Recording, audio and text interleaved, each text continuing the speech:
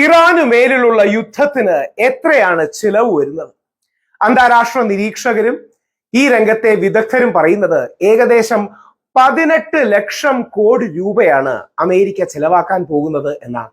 അമേരിക്കയിലെ സാധാരണക്കാരന്റെ, അമേരിക്കയിലെ ടാക്സ് പേയറിന്റെ മണി, അമേരിക്ക എന്ന രാജ്യത്തിന്റെ ആരോഗ്യത്തിന്, വിദ്യാഭ്യാസത്തിന്, ഹൗസിങ്ങിനൊക്കെ ചെലവഴിക്കേണ്ട 18 ലക്ഷം കോടിയോളം രൂപയാണ് യഥാർത്ഥത്തിൽ പ്രത്യേകിച്ച് യാതൊരു ആവശ്യവുമില്ലാത്ത ഈ യുദ്ധത്തിന് വേണ്ടി അവർ ചെലവഴിക്കുന്നത്.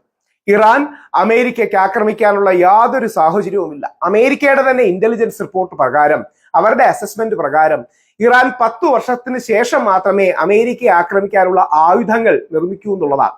ഇറാഖിനെ ആക്രമിച്ചപ്പോൾ പറഞ്ഞ അതേ കള്ളങ്ങളാണ് ഇറാനെ ആക്രമിക്കുമ്പോഴും പറയുന്നത്. ഇറാഖിനെ ആക്രമിച്ചപ്പോൾ ഇവർ പറഞ്ഞ കാര്യം എന്ന് പറഞ്ഞാൽ ഇറാന്റെ വെപ്പൺസ് ഓഫ് മാസ് ഡിസ്ട്രക്ഷൻസ് ഉണ്ട്, ആൾക്കാരെ കൂട്ടക്കൊല ചെയ്യാനുള്ള വെപ്പൺസ് ഇവരുടെ ഉണ്ട് എന്നാണ് പറഞ്ഞത്. എവിടെയുണ്ടായി? 100% കള്ളമെന്ന് തെളിഞ്ഞു. ലക്ഷക്കണക്കിന് ആൾക്കാർ കൊല്ലപ്പെട്ടു. കോടാനുകോടി ഡോളറുകൾ അല്ലെങ്കിൽ ബില്യൺസ് ആൻഡ് ബില്യൺസ് ഓഫ് ഡോളറുകൾ അമേരിക്കയ്ക്ക് ചെലവായി. അഫ്ഗാനിസ്ഥാനിൽ എന്ത് പറ്റി? 20 വർഷവും പല ട്രില്യൺ ഡോളേഴ്സും ചെലവാക്കിയിട്ട് 20 വർഷത്തിന് ശേഷം അമേരിക്കയ്ക്ക് തോറ്റ് പിൻവാങ്ങേണ്ടി വന്നു. ഇത് എന്തുകൊണ്ടാണ് സംഭവിക്കുന്നത്? കാരണം യഥാർത്ഥത്തിൽ ഈ യുദ്ധത്തിൽ നിന്ന് ലാഭം ഉണ്ടാക്കുന്നത് മിലിറ്ററി ഇൻഡസ്ട്രിയൽ കോംപ്ലക്സ് ആണ്. അതായത് മിലിറ്ററി ഇൻഡസ്ട്രിയൽ കോംപ്ലക്സ് എന്ന് പറഞ്ഞാൽ ആയുധ വ്യാപാരികൾ അല്ലെങ്കിൽ ആയുധ ലോബി. ആയുധം ഉണ്ടാക്കുന്നവർക്ക് അത് വിറ്റഴിക്കണം. അതായത് ഈ ലാപ്ടോപ്പ് ഒരു പ്രൊഡക്റ്റ് ആണ്. ഈ ലാപ്ടോപ്പ് ഉണ്ടാക്കുന്ന ആൾക്കാർ, അതായത് നമ്മുടെ ആപ്പിൾ ആണ്, അവർ അതിന്റെ പരസ്യം ചെയ്യും, അവർ അതിന് വേണ്ട രീതിയിലുള്ള സാഹചര്യങ്ങൾ ഒരുക്കും ഇത് വിറ്റുപോകാൻ. ലോകത്ത് ഏത് പ്രൊഡക്റ്റും ഉണ്ടാക്കുമ്പോൾ, വസ്തു ഉണ്ടാക്കുമ്പോൾ അവർ ആ പ്രൊഡക്റ്റിനെ വിറ്റുപോകാനുള്ള സാഹചര്യങ്ങൾ കൂടി ഉണ്ടാക്കും. പക്ഷെ ആയുധ വ്യാപാരികൾക്ക് അങ്ങനെ പരസ്യം കൊടുക്കുകയല്ല ചെയ്യുന്നത്. അവർ യുദ്ധങ്ങൾക്കുള്ള സാഹചര്യങ്ങൾ ഉണ്ടാക്കും, അല്ലെങ്കിൽ രാജ്യങ്ങൾ തമ്മിൽ സംഘർഷങ്ങൾ ഉണ്ടാക്കും, എന്ത് പറഞ്ഞാലും അടി കൂടിക്കാനുള്ള കാര്യങ്ങൾ ഉണ്ടാക്കും. അപ്പൊ ഇറാന്റെ യുദ്ധത്തിന് ഏകദേശം 18 ലക്ഷം കോടി രൂപയാണ് ചെലവാകുന്നത്. ഇതിന്റെ ലാഭം ആർക്കാണ് വരുന്നത്? യഥാർത്ഥത്തിൽ ഇതിന്റെ ലാഭം വരുന്നത് ആയുധ വ്യാപാരികൾക്കാണ്. അതായത് മിസൈലുകൾ ഉപയോഗിക്കുന്നു, ടാങ്കുകൾ ഉപയോഗിക്കുന്നു, വെടിക്കോപ്പുകൾ ഉപയോഗിക്കുന്നു, ബോംബുകൾ ഉപയോഗിക്കുന്നു.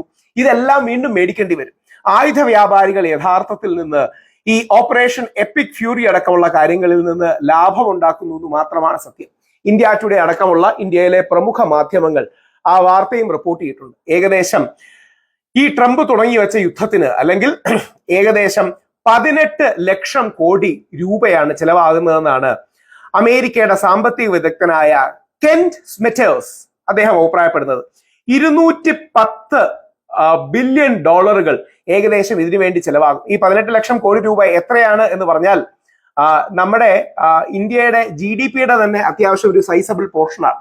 അതായത് ഇന്ത്യ പോലെ ലോകത്തിൽ ഏറ്റവും കൂടുതൽ വലിയ രാജ്യങ്ങളിൽ ഒന്നിന്റെ ടോട്ടൽ GDP എടുത്താൽ ആ GDP-യുടെ നല്ലൊരു ശതമാനം ഇതിന് ചെലവാക്കുമെന്നാണ് നമുക്ക് മനസ്സിലാക്കാൻ കഴിയുന്നത്. അപ്പൊ എന്താ പറ്റുക എന്ന് പറഞ്ഞാൽ, ഈ രീതിയിൽ ഒരു രാജ്യം അല്ലെങ്കിൽ ഒരു രാജ്യത്തിലെ ചില ആൾക്കാർ യുദ്ധക്കൊതിയന്മാരായി മാറുമ്പോൾ ആ രാജ്യത്തിന് നാശം ഉണ്ടാകുന്നു എന്നുള്ളതാണ്.